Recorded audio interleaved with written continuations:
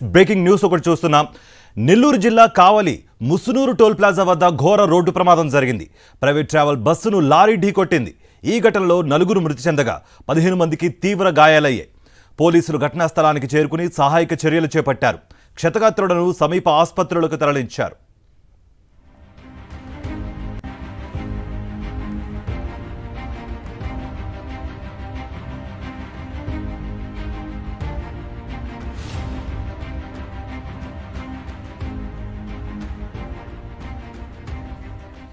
Breaking news చూస్తున్నాం. నెల్లూరు జిల్లా కావలి Musunuru toll plaza వద్ద రోడ్డు ప్రమాదం జరిగింది.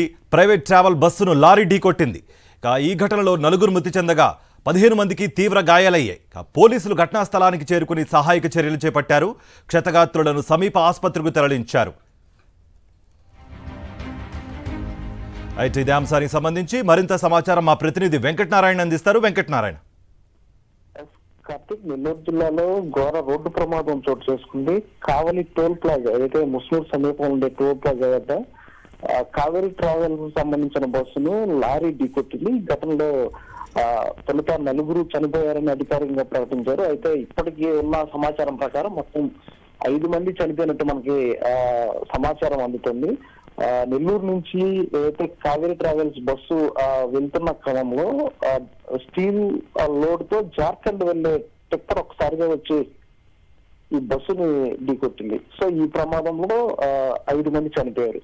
అయితే ఇది ఎలా జరిగింది అంటే, ఏదైతే ముస్లిం టోల్ ప్లాజా నుంచి టిప్పర్ వస్తున్న క్రమంలో ముందుగా వెళ్తున్న ఒక లారీని తొలుత ఈ టిప్పర్ ఢీకొట్టింది.